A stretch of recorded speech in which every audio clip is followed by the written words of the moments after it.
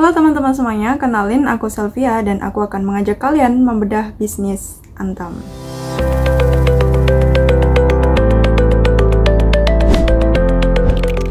PT Aneka Tambang Tbk atau biasa dikenal dengan nama Antam merupakan perusahaan BUMN di bidang pertambangan nikel, bauksit, dan emas yang sudah berdiri sejak 1968.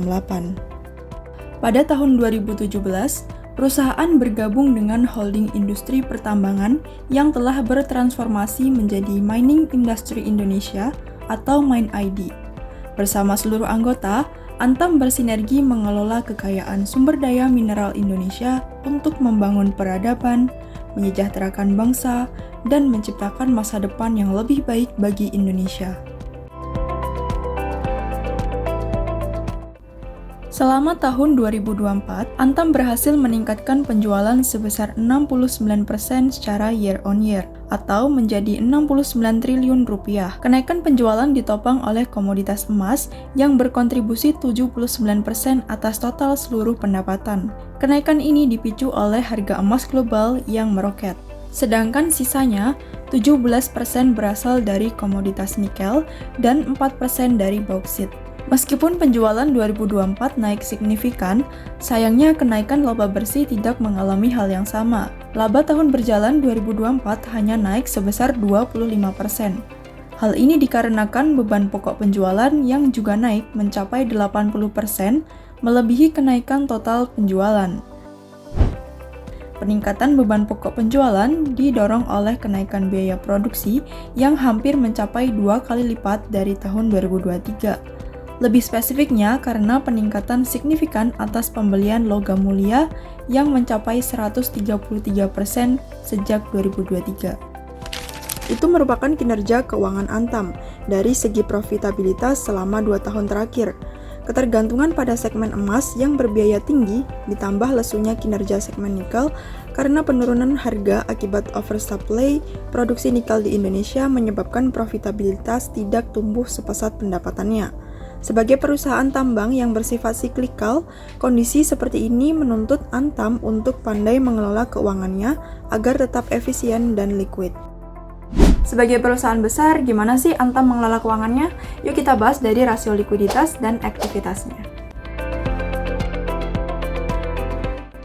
Pertama, rasio likuiditas, yaitu rasio yang mengukur kemampuan perusahaan dalam memenuhi kewajiban jangka pendeknya. Contoh dari rasio likuiditas adalah current ratio yang dihitung dengan membagi aktiva lancar dengan liabilitas jangka pendek. Lalu ada quick ratio yang perhitungannya sama, hanya saja mengurangkan persediaan pada aktiva lancar. Dan yang terakhir ada cash ratio yang membagi kas dan setara kas dengan liabilitas jangka pendek. Dari sisi likuiditas, kinerja Antam menunjukkan tren yang menurun dalam 3 periode terakhir. Current ratio turun dari 2,34 menjadi 1,84 kali pada 2024 dan kembali melemah ke 1,73 kali pada pertengahan 2025. Penurunan serupa juga terlihat pada quick ratio dan cash ratio yang menandakan berkurangnya kemampuan perusahaan untuk memenuhi kewajiban jangka pendeknya secara cepat. Meski demikian, current ratio Antam yang konsisten berada di antara 1 dan 3 ini masih bisa dinilai sangatlah sehat, terutama untuk sektor pertambangan yang operasionalnya sangat kompleks dan asetnya besar.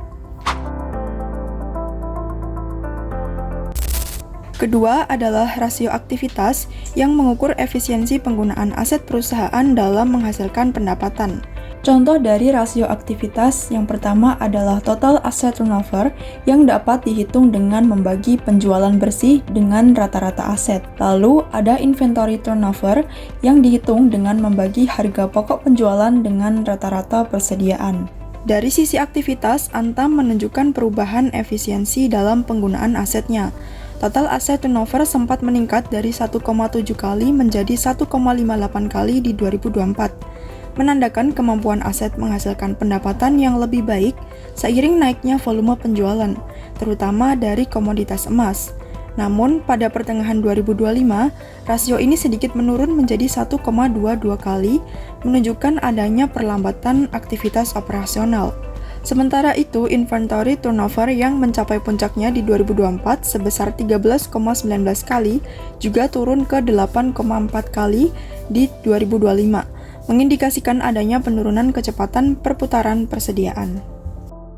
Lalu, apa aja sih yang menyebabkan perubahan rasio Antam selama tahun 2024? Rasio likuiditas mengalami penurunan di tahun 2024 karena adanya penurunan jumlah aktiva lancar. Selama 2024, perusahaan menggunakan kas secara produktif guna mendukung keberlanjutan bisnis jangka panjang, seperti dengan meningkatkan capital expenditure, pelunasan utang investasi, dan distribusi dividen. Bagi holder saham Antam pasti merasakan kan peningkatan dividennya kemarin? Selanjutnya, peningkatan total aset turnover pada 2024 disebabkan adanya kenaikan signifikan atas total penjualan sebesar 69%.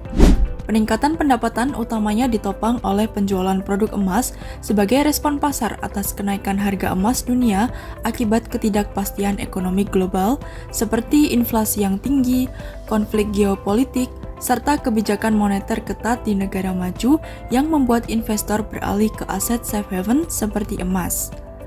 Aset tetap sebagai denominator juga bertumbuh tetapi tidak terlalu signifikan sehingga menghasilkan rasio aset turnover yang meningkat.